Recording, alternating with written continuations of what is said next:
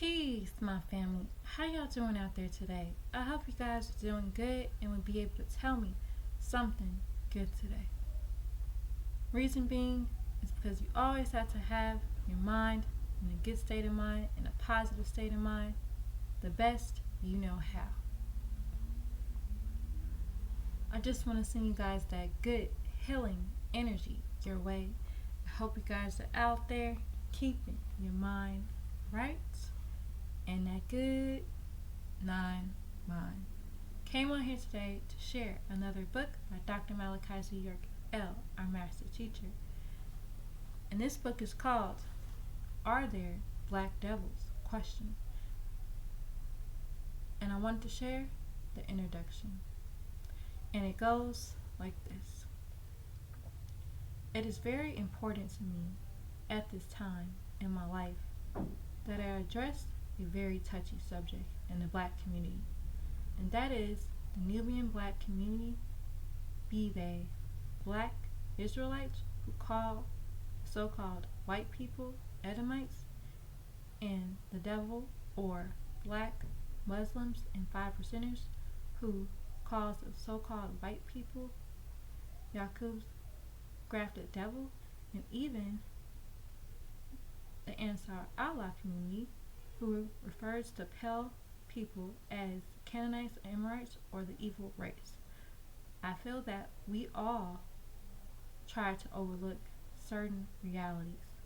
One being that blacks, Nubians, Asiatic black men, Moorish, American, Moabites, Hebrew Israelites, Egyptologists, or whatever title we use today, have to admit that in our midst there are black devils. Not African Americans who do devilishment, or nor Muslims who detect it. I'm talking about black devils who set out to do devilishment. They aid the wicked world in its evils against their own. They even try to justify it. They work themselves up into high positions in the government and in the economic community. They become doctors, lawyers, professors, politicians, social workers, judges, imams, nurses, teachers, ministers, pastors, rabbis, railroad workers,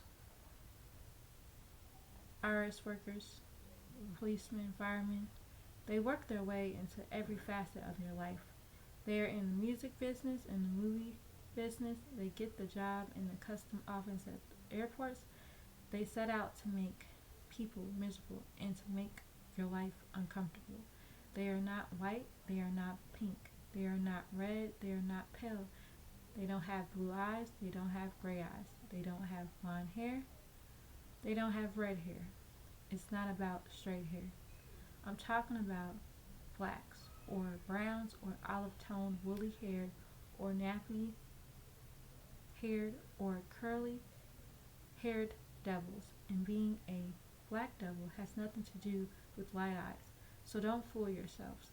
I'm talking about Nubian people who are devils, like the black Elohim, angelic beings with blue eyes. You've heard about it in Islamic warlord named Nankir, 139th of the 200 fallen angels, and Mankir, the 123rd of the 200 fallen angels. I'm talking about the brother or sister whose skin is dark brown, light brown, or beige, with kinky, kingly, curly, or wavy hair, who are the people of the sun, color, like you and me. This scroll will deal with just that fact.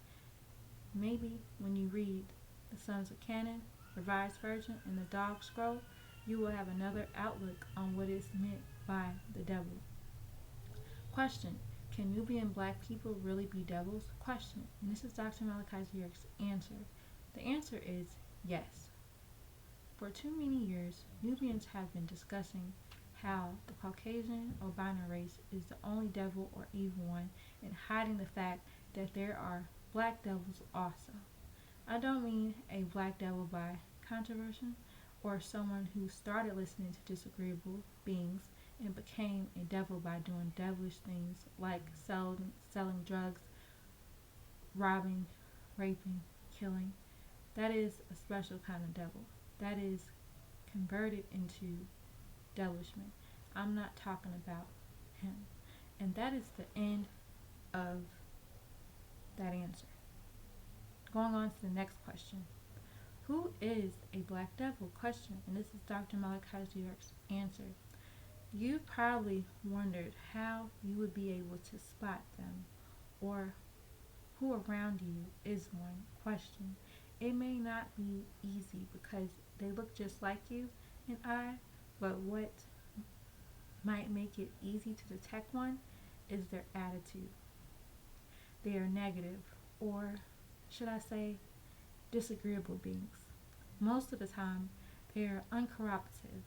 They laugh at your jokes louder than anyone else, but they won't tell any jokes.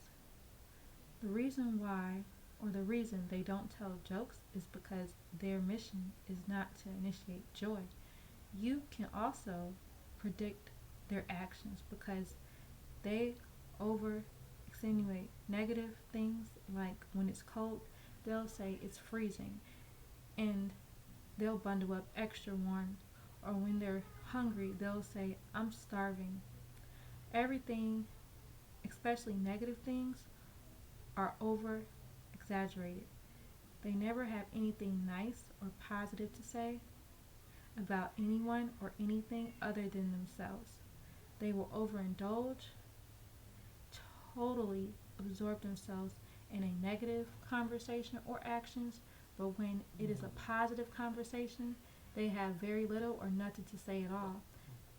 Take for instance, if you say, wow, that is a beautiful dress you're wearing, the negative person leans over and say, yeah, but the shoes don't match, and she should do something with her hair.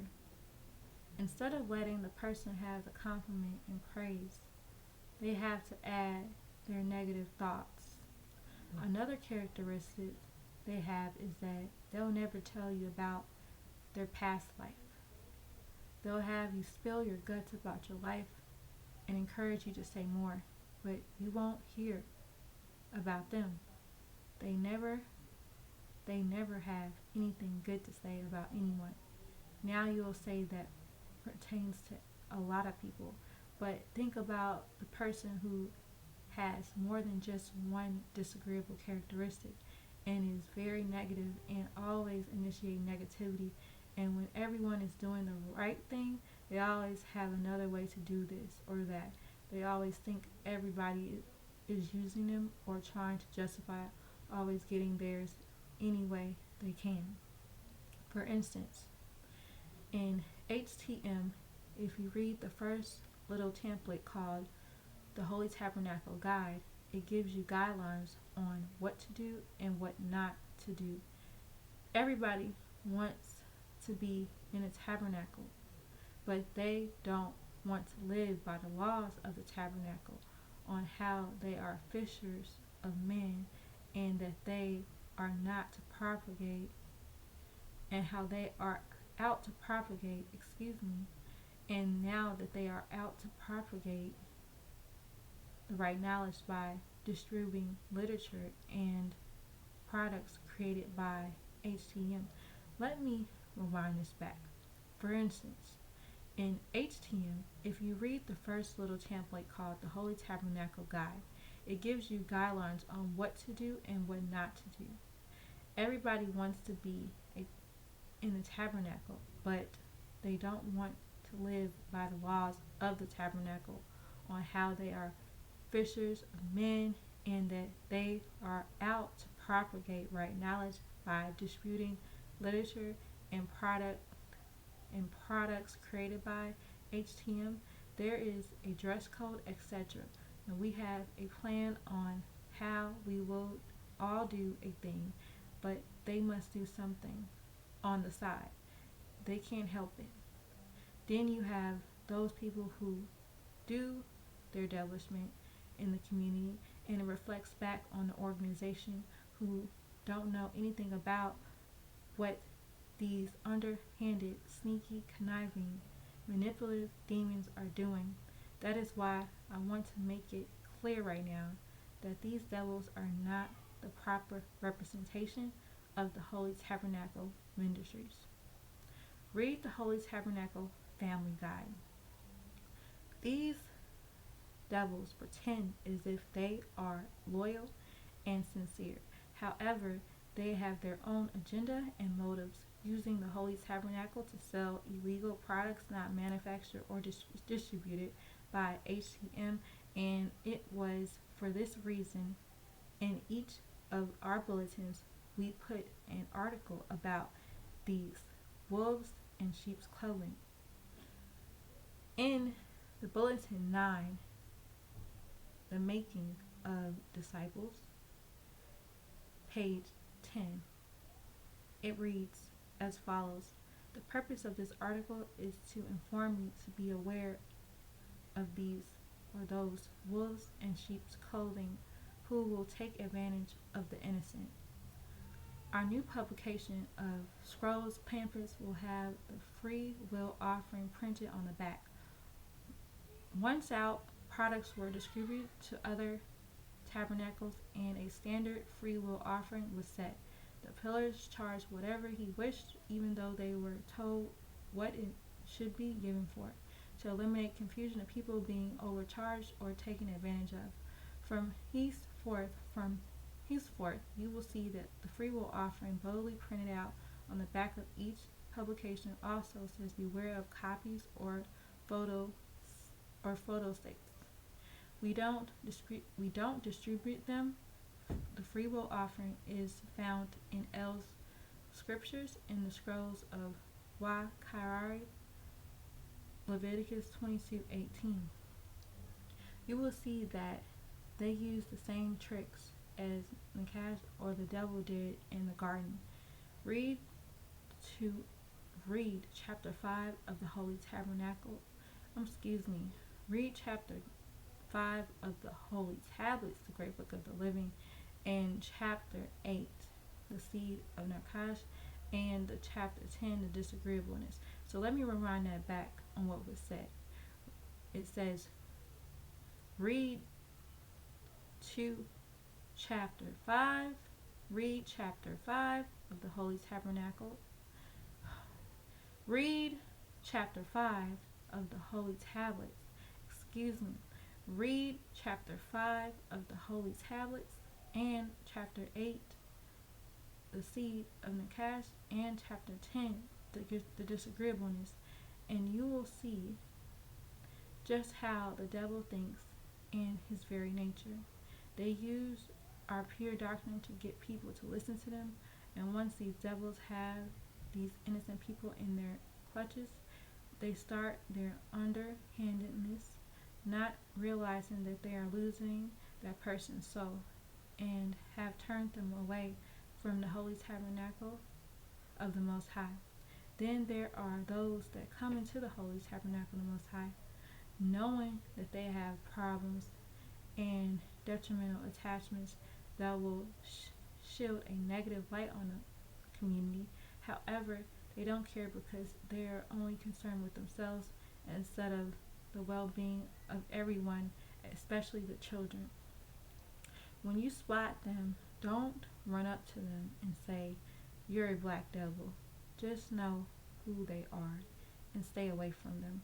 Because if you hang around people who are black devils, you will eventually develop their negative characteristics, and then you may become possessed.